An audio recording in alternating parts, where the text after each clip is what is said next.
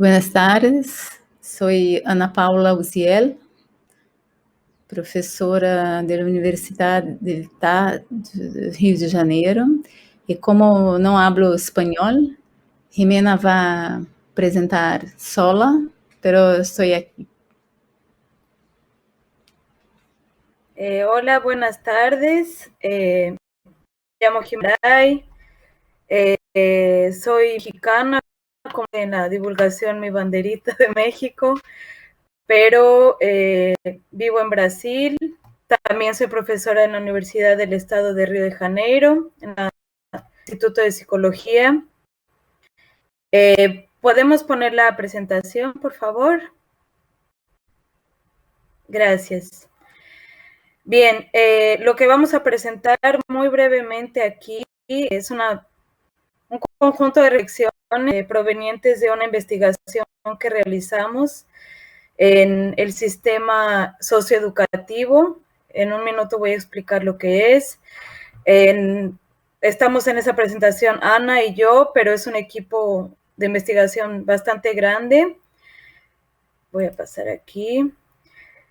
Antes de hablar un poco de la investigación y de las reflexiones, vamos a situar un poco lo que es el sistema socioeducativo. En Brasil tenemos el Instituto de la Crianza, o Niño, Niña y Adolescente, de 1990, que es uno de los efectos de la Constitución de 88, después de la dictadura.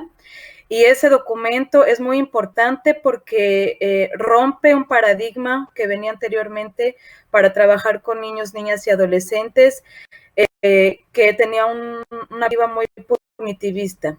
Entonces, ese viene con un paradigma de la garantía de los derechos de la infancia y la adolescencia. Y el SINASE es una ley de 2012 específica para trabajar con adolescentes en conflicto con la ley. Entonces, ese documento es el que instaura las instituciones tales como el sistema socioeducativo, que es el que vamos a presentar. El sistema socioeducativo lo trabaja cada estado de forma diferente.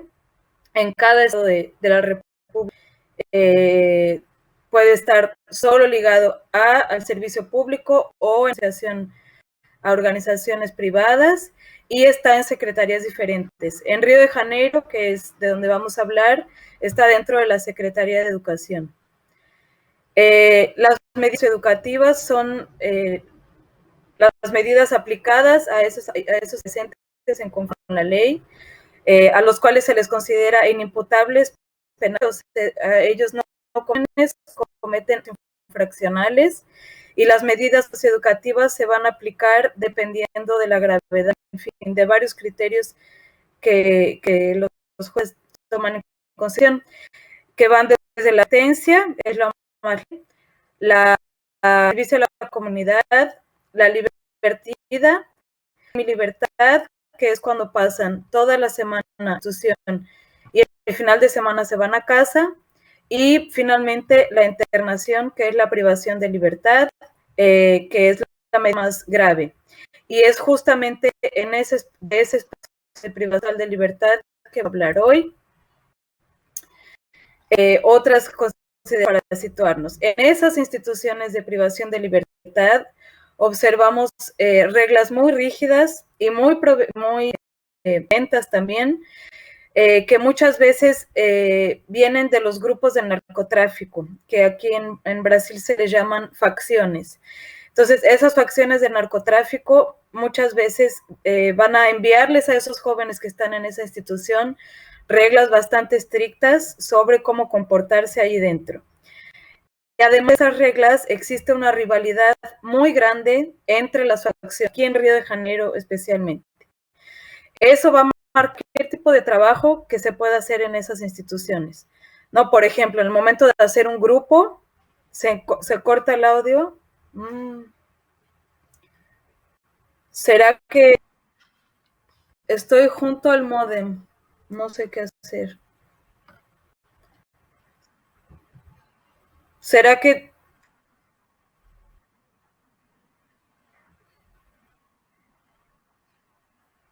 o si quito mi cámara no es mejor?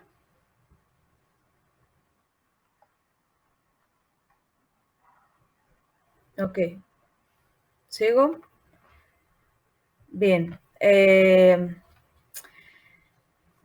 Bueno, entonces, hablando de la rivalidad entre los grupos o facciones, eso va a pautar gran parte de del trabajo que se puede hacer. Por ejemplo, no puede haber en un grupo de trabajo cualquier actividad, o al menos que se tenga una preparación con los jóvenes, los que ellos formen de dos facciones que son consideradas rivales. Otra cuestión importante para discutir es la superpoblación. En este momento se superpone la voz. En este momento, voy a seguir y si sigue mal me avisan.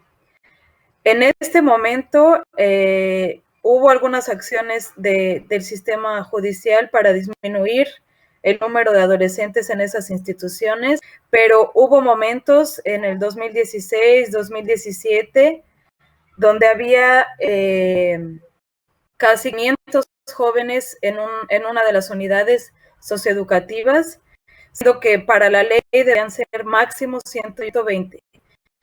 Entonces, pues eso te compromete todo el trabajo.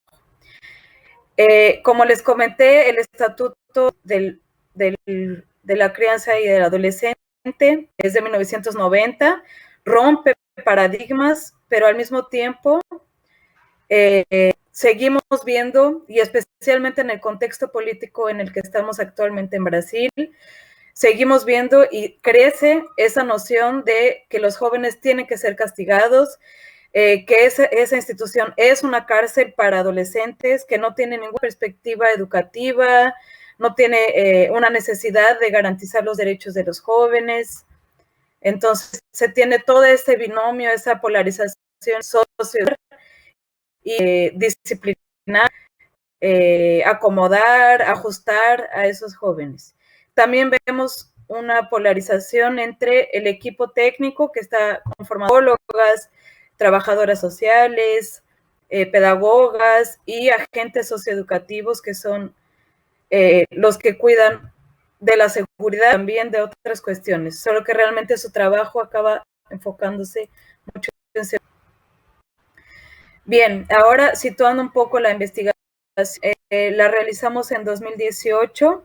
La propuesta de la investigación era identificar las reglas de las y los jóvenes, así como las reglas institucionales, buscando dar subsidios para la construcción del reglamento de la institución, tanto de la institución como un todo, en todas las unidades educativas, como en cada unidad, considerando sus especificidades. Y bueno, también teníamos el objetivo de construir acciones consideradas realmente socioeducativas con esta investigación. Hicimos entonces grupos de activos, utilizamos disparadores, buscando llevar palabras clave para disparar las discusiones sobre las reglas. Realizamos la investigación en unidades de internación y 9 grupos, con algunos grupos con profesionales, direcciones de las unidades, otras con, como dije inicialmente, una de las facciones, la mayoritaria, que en Río es el Comando Vermelho, otros con facciones minoritarias, o sea, no tan poderosas en el Estado, otras con el alojamiento, que voy a explicar lo que es, y otro con las chicas, que solo hay una unidad de chicas y entre ellas no hay esa división. Bien, en los resultados vimos mucho de lo que estábamos buscando, ciertamente, las reglas institucionales, cómo impactan el ambiente, la logística, la calidad del cumplimiento de esas medidas socioeducativas, y también las reglas de los jóvenes, especialmente vienen de las facciones del narcotráfico. También vimos que esas reglas para tanto profesionales como jóvenes son necesarias, pero que también deberían ser más explícitas, ¿no? Hay mucha ambigüedad y mucha arbitrariedad en la aplicación de esas. Entonces vimos la necesidad de que haya una explicitación mayor. consideraciones importantes también. Muchas reglas pueden no tener ningún sentido. La conexión es muy... Estoy viendo el comentario de Valeria. ¿La conexión está mal para todo mundo?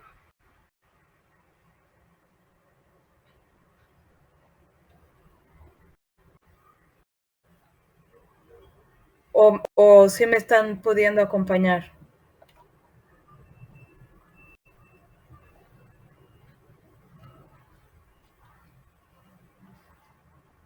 Un poco, ok. Bueno, una de las condiciones, ok, ¿se la escucha bien? Ok, creo que entonces está para cada quien está diferente. Muchas de las reglas pueden tener mucho sentido, la convivencia fuera de ese espacio, pero lo que ellos insistían mucho es que esa es una regla, ellos le dicen cárcel, a pesar de que, como expliqué antes, no es una cárcel, es una unidad socioeducativa. Pero entonces muchas de las reglas, cuando los interpelábamos, decíamos, pero eso aquí afuera no tiene sentido. ¿Por qué? No, porque aquí es la cárcel, aquí es así.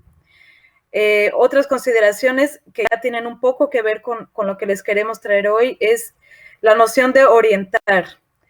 Ellos, diferente de lo que la institución hace, entre los jóvenes, cuando llega alguien nuevo, ellos orientan, ellos explican las reglas, a pesar de que no digan siempre la justificación para el origen de esas reglas, tienen todo ese proceso de orientar a quien está llegando sobre ellas.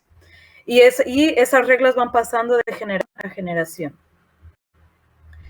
El alojamiento, entonces, es el espacio donde los chicos o las chicas están, donde duermen. No se le llama celda. Institucionalmente hay la importancia de esa división. No se dice celda porque celda es para adultos. Aquí es alojamiento. Pero ciertamente las condiciones estructurales son bastante precarias y ellos pasan mucho más tiempo del que deberían en ese lugar, en otro tipo de actividades, en la escuela. Y como dije también, el alojamiento en las unidades masculinas está lleno. Entonces, alojamientos en los que debería haber 6 jóvenes, acaba habiendo 20. Entonces, imaginen establecer reglas de convivencia mínima, conviviendo en un espacio en que pasas mucho tiempo con otras 19 personas. Entonces, ellos tienen esas reglas de convivio. Lo que vimos en esta investigación sobre las reglas y sus divisiones entre la regla institucional y la regla de los jóvenes es que el alojamiento es el espacio de ellos. La reja que divide el alojamiento es la reja que divide las reglas institucionales, lo que los agentes socioeducativos pueden definir y lo que ellos mismos definen dentro.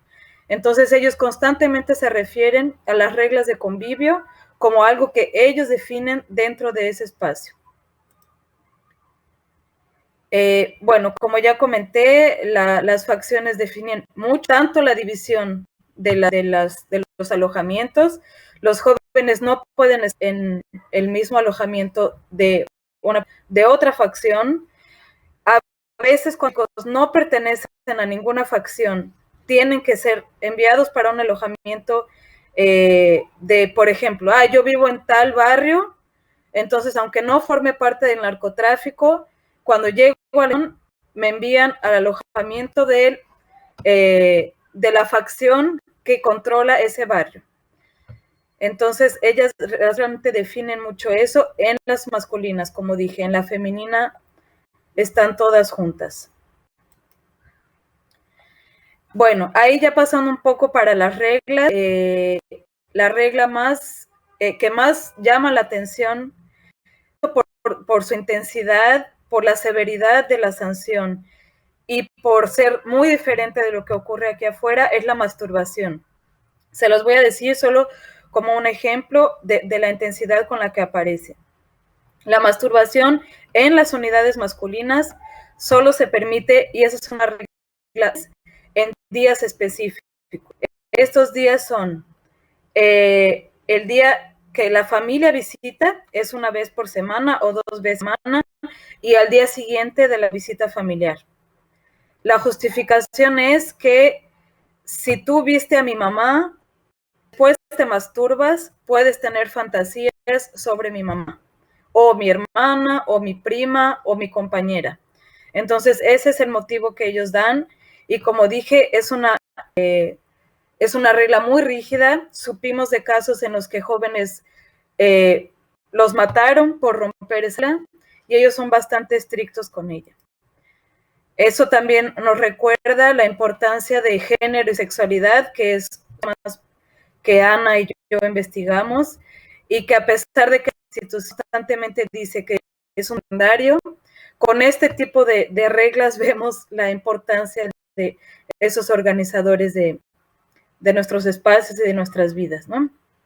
Entonces, otra regla importante son las relaciones sexuales entre los chicos. No se permiten las relaciones sexuales. Cuando entra un chico gay o bisexual, se envía al seguro, que es un alojamiento separado de los demás. O también cuando alguien se establece una relación sexual con otro, dependiendo de lo que les voy a comentar ahora, del circulado, también va a tener que irse a otro alojamiento. Pasar un poco porque es larga, ¿no? Otras reglas que ellos tienen es familiar, también no se puede, es una falta de respeto. No se puede dar la mano al socioeducativo o funcionario, porque ellos consideran a esos agentes como análogos a la policía, entonces son enemigos. No pueden darle la mano, no pueden hablarle en tono amigable. Cuando los chicos reciben fotos, también, si alguien ve tu foto, ese alguien no se puede masturbar y solo puede ver tu foto bajo tu autorización. Entonces, en fin, vemos también otras reglas de convivencia que también pueden parecer muy obvias, pero como dije, en un estado de confinamiento y de superpoblación son importantes. La limpieza del espacio, el silencio, en qué momento prender la televisión, qué programas de televisión, hacia dónde poner el viento del ventilador, entre otras, ¿no? En qué lugar va a dormir cada quien. Cuando llega alguien nuevo, va a dormir en el piso, independientemente de su puesto en el narcotráfico. Va a dormir en el piso, cuando se libere espacio, duerme en el colchón, y ahí después pasa a la litera, ¿no? Bien, las fronteras es una cuestión importante, ¿no? Porque llaman mucho la atención esas reglas, pero la institución acaba autorizando y valorizando reglas y esa frontera, como les dije, entre la reja dentro y fuera, ¿no? Entonces, para la institución funciona de cierta forma que ellos tengan esa organización. Y ahí viene lo que les comentar. En esta investigación nos damos cuenta a partir de los relatos de los jóvenes que ellos se refieren constantemente al colectivo. El colectivo es el grupo de jóvenes que está en ese alojamiento. Ese colectivo va a tener gestión de las acciones, ¿no? ¿Qué reglas se transgredieron? ¿Cómo se va a sancionar esa transgresión? Si una sanción fue exagerada. En fin, todo eso va a decidirse en el convivio, y también ese colectivo va a hacer sanciones colectivas para la institución. Si un joven, por ejemplo, en el fútbol, comete alguna infracción para la institución, todo el alojamiento se va a ver afectado, castigado también, ¿no? Entonces, como dije, las cosas se deciden en el colectivo, y si el propio colectivo no puede ir o no puede tomar una sanción razonable para todos, ahí se accesa al funcionario, al agente, ¿no? Seguro, como les dije, es el lugar al que van chicos gays y bisexuales, también chicos que cometen fallas graves fuera como dentro de la institución. Fallas graves fuera serían que le robó dinero a la facción, que delató acción con la policía, que forma parte de la milicia, que tiene un pariente policía. Ya las fallas dentro de la institución, si tuvo relaciones con otro, si le robó alguna comida o alguna foto a otro. Entonces, los chicos que cometen ese tipo de fallas tienen que enviarse a seguro por su propia seguridad, por eso se le llama seguro. Pero ahí vemos esa contradicción, ¿no? Entre seguridad y castigo. Como les comenté, esa orientación de las reglas es por jerarquías. Entonces, cuando llega el chico nuevo, las normas se transmiten o por el va más tiempo en el alojamiento o por el penúltimo que llegó bajo supervisión del más viejo. Ese circulado entonces fue para investigación, nos pareció muy interesante, poco visto, ¿no? Porque está muy naturalizado entre ¿no? los equipos de la institución, que esas reglas son muy absurdas, muy arcaicas, muy severas, pero cuando empezamos a escuchar a los jóvenes sobre la forma en que tomaban esas decisiones, nos llamó mucho la atención y nos pareció que tiene mucha relación con discusiones sobre mediación, sobre justicia restaurativa, en ese sentido, de cómo el colectivo va decidiendo. Aunque, claro, pensamos cuáles son los castigos, ¿no? Ellos deciden, esa regla se transgredió y se va a castigar de la mejor forma o de la peor forma. Esos son los términos que ellos usan. De la mejor forma sería, va a limpiar el alojamiento, le va a tocar limpiar el alojamiento. De la peor forma sería, le van a tocar 100 puñetazos en el estómago. Entonces, claro, cuando escuchamos decimos 100 puñetazos en el estómago. No, es muy fuerte, pero al mismo tiempo la forma en que ellos lo dicen y ellos lo hago en círculo, discutiendo, con capacidad de que le dio hable, que se defienda, que otra persona también lo abrace. Ellos dicen, tal me abrazó, esa persona me abrazó. Entonces significa que está de acuerdo conmigo, me va a apoyar. Entonces nos pareció bastante interesante, especialmente un caso nos llamó mucho la atención, en el que tenían una regla de, como les dije, de no dar la mano a los agentes socioeducativos. Pero en ese momento, el contexto estaba el contexto de guerra, que es de guerra en Río de Janeiro, estaba muy fuerte, y tenían una regla de acción de que no podían darle la mano a ningún profesional de la institución, no solo a la gente, también a psicólogas, abogadas, etcétera. Entonces ellos nos contaron que en actividad la trabajadora social hicieron una actividad muy bonita, muy productiva, y que todos acabaron muy felices, y que al final la trabajadora social se les acercó para darles la mano. Por esa regla no quisieron dársela. Y ella se sintió tan mal que lloró. Entonces ellos regresan al alojamiento y en circulado discuten y deciden que en el caso de ella o en el caso de personas que ellos perciben como colectivo que los están ayudando, van a dar la mano. Entonces ahí vemos cómo, a pesar de la dureza con la que aparecen las normas, ellos percibieron que esa regla en ese momento no tenía sentido y deciden en colectivo cambiarla, ¿no? Bien, la palabra es muy importante, como les dije, la persona que transgredió la norma tiene derecho a argumentar. De hecho, hay clasificaciones entre, se escucha entrecortado otra vez. Me parece que, bueno, puedo ir tal vez terminando para también que si Ana quiere complementar alguna cosa o si quieren poner algunas.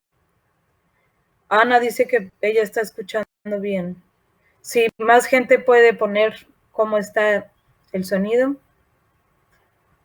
¿Se le escucha bien?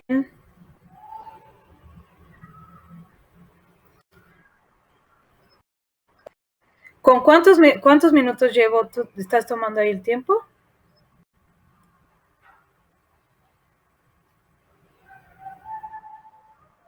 Ok. Bien, entonces, bueno, la importancia de la palabra. Y vemos también estas formas colectivas de gestión tanto de conflictos como de hábitos que, como les dije, pueden parecer muy obvios, pero en esa situación son importantes establecer.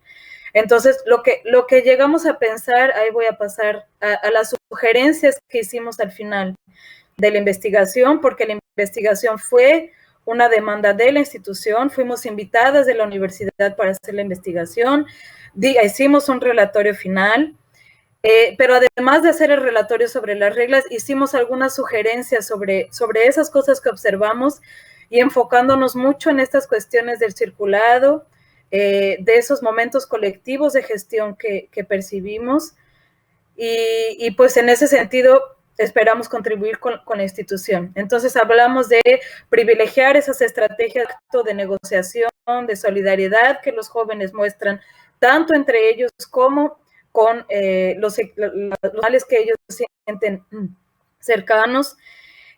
También hablamos de la importancia de fomentar esos espacios de decisión y de negociación colectiva, en lugar de usar el castigo como primer recurso. Hablamos también de dispositivos periódicos de grupo, ¿no? Que sea algo más frecuente, así como fue la investigación en grupo y como percibimos que ellos mismos usan el grupo para negociar, para establecer reglas. Sería interesante, dijimos eso a la institución, que esos dispositivos grupales fueran más frecuentes. Tanto entre jóvenes como también entre segmentos, como les comenté al inicio, la institución acaba teniendo una división muy grande entre el equipo técnico y los agentes socioeducativos. De hecho, a veces se dicen entre ellos facciones, o sea, repiten el eje del narcotráfico para referirse a segmentos profesionales.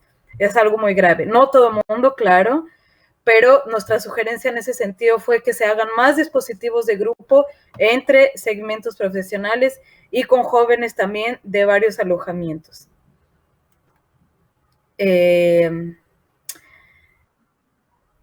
Ok. Voy entonces cerrando por aquí.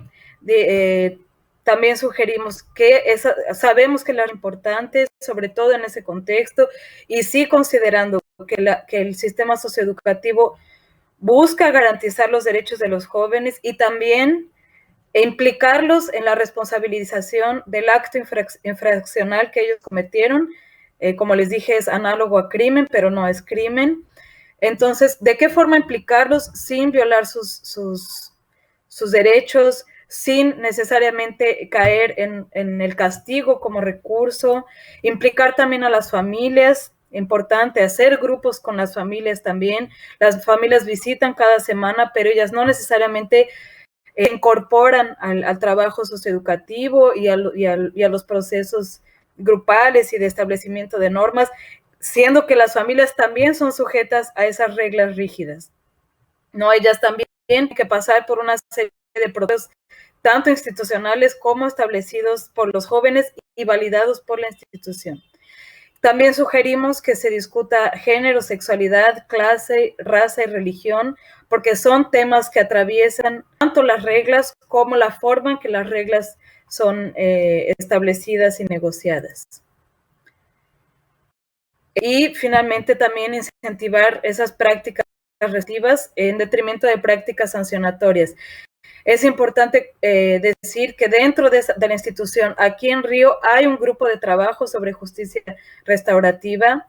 Entonces, sí se tiene un trabajo en ese sentido, tal vez no en el sentido del sistema de justicia, pero sí de incorporar prácticas restaurativas dentro del sistema.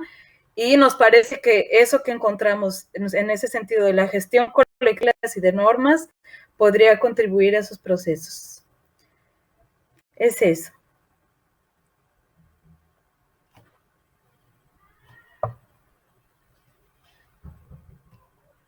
No sé si Ana quiere decir alguna cosa o alguien tiene algún comentario. Eu só acho importante, Rimi, se traduz... No te estoy escuchando. No escucho a Ana. Oi, agora? Sim? Agora, sim. Yeah. Sim. Sim. Duas coisas para a gente ouvir os comentários, mas só para dizer que a nossa pesquisa não é uma pesquisa neutra e a gente sempre entende que é importante fazer intervenções. Por isso que tem todas as sugestões, só isso. traduciendo aquí a Ana, nosotras trabajamos en la perspectiva de investigación e intervención. Entonces, por eso esas sugerencias buscaron contribuir de forma activa en el proceso socioeducativo, en la institución. Entonces, no solo fue en el momento del grupo, porque el propio momento del grupo nos parece que de cierta forma interviene, produce reflexiones. Estoy hablando de los grupos de colecta de resultados, ¿no? Pero también esas sugerencias buscan ese proceso, intervenir y no apenas, porque es una reclamación frecuente de esa institución. Que las universidades llegan, investigan, después se van, publican libros, artículos y nunca más regresan. Entonces no es nuestra perspectiva, tanto que seguimos siendo consideradas colaboradoras de la institución, ¿no? Voy a ver aquí. Claudia, hablo desde mi ignorancia. Jamás tuve aproximación práctica, pero creo que sería conveniente que intervengan los mediadores. En estas prácticas, Claudia, ¿a eso te referías?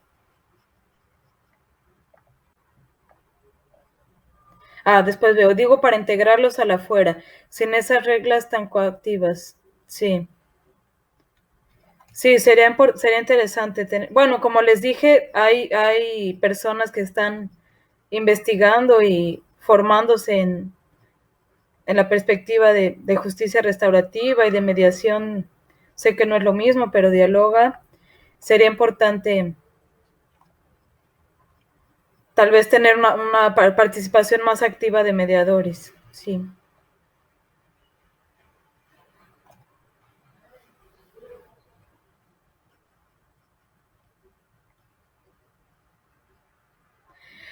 Tal vez pensando solo lo que comentaba Claudia, que una otra resistencia que la institución tiene, ¿no? En varias personas, es gente de fuera.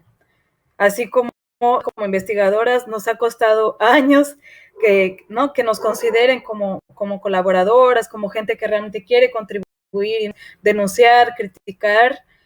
Entonces sería, no digo que no se pueda, obviamente, pero sería importante que los mediadores tuvieran una aproximación inicial o que sean, de hecho, gente que trabaja en el sistema, que se forme como mediador tal vez, en fin, buscar ese tipo de estrategias, ¿no? Eliana, ¿se busca modificar o romper estas reglas que vienen del narcotráfico? ¿Tienen algún valor para ser perpetradas desde el institucional? Muy importante pregunta, Eliana. Sí se busca, y de hecho una de las sugerencias que hacemos también es que estos diálogos entre segmentos, entre jóvenes de diferentes alojamientos, podrían tener un campo de disminuir un poco esa rivalidad, de disminuir esa diferencia, de disminuir esa enemistad. Ciertamente es muy difícil. Hay una unidad fuera de la ciudad de Río, de la capital, que es donde está más fuerte esa guerra, que tiene un programa que le dicen desfaccionalización, un parecido con ese. Pero es eso, es un contexto de provincia, no cercano al enfrentamiento tan duro que hay aquí, pero sí es un objetivo, debería ser un objetivo más nítido dentro de la socioeducación, porque está muy naturalizado. Como les dije, llega un chico nuevo, ¿de qué facción eres? No, pues no tengo facción. ¿En dónde vives? En tal, entonces te vas a tal alojamiento.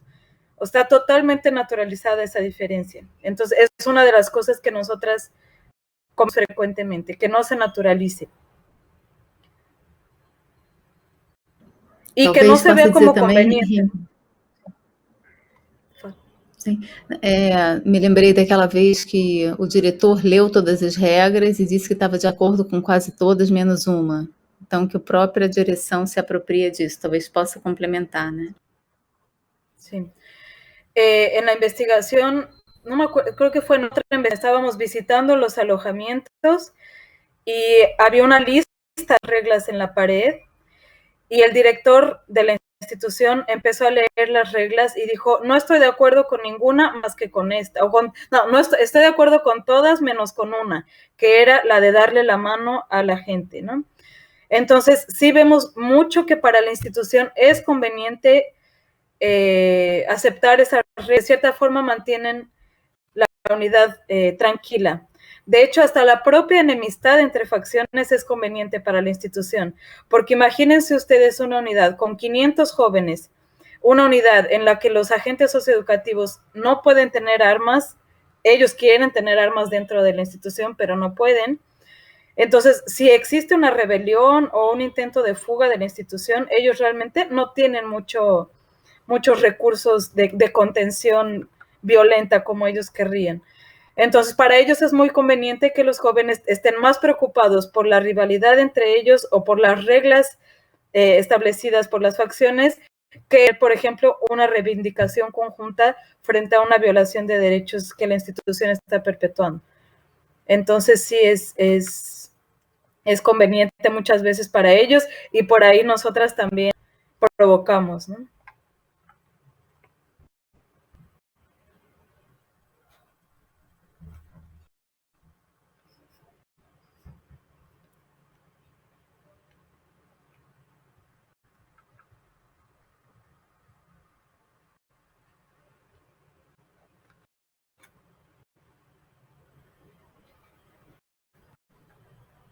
Me parece que ya no hay más preguntas. Divide y reinarás. Exactamente, Francisco. Exactamente.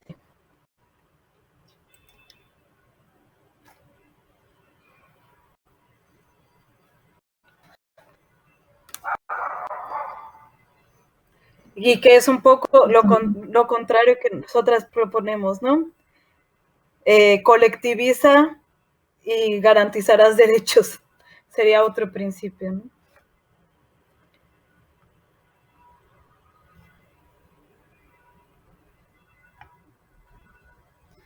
Gracias, María Eulalia. Sí, nosotras trabajamos con una perspectiva que se llama cartografía psicosocial,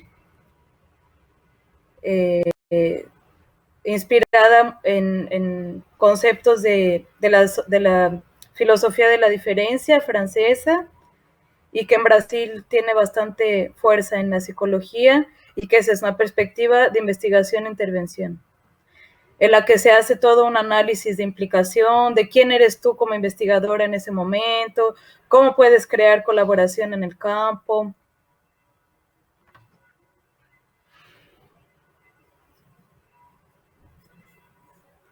Psicología, cartografía psicosocial, lo voy a escribir aquí.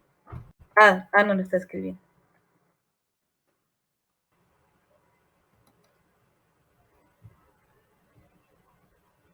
Isso.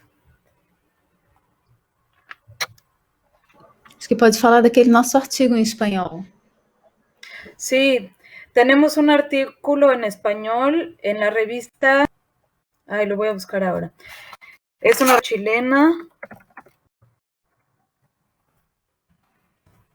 Voy a poner aquí en el chat.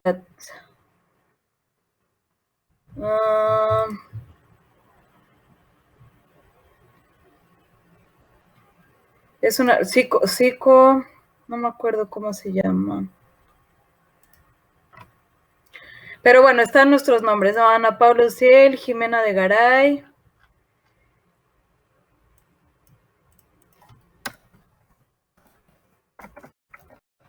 Lo voy a buscar aquí.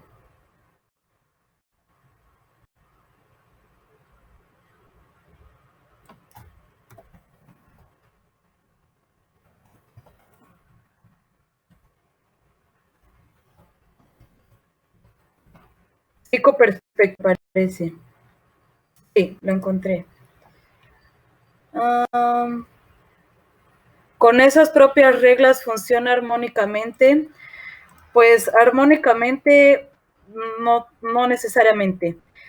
Siempre hay un clima de tensión, pero sí acaba conteniendo los conflictos que la institución ve como posibles, ¿no? Pero sí hay, como les dije, ya hubo un chico que se murió por masturbarse fuera de tiempo, como debería, según las reglas. También toda esta logística de mandarlos a otro alojamiento, de castigarlos, en los momentos que hay violencia física. Entonces, tal vez armonioso no sería la palabra, pero funciona. Funciona para lo que la institución busca, ¿no? Ah, ya lo encontré. Ok. Ya no. Sí.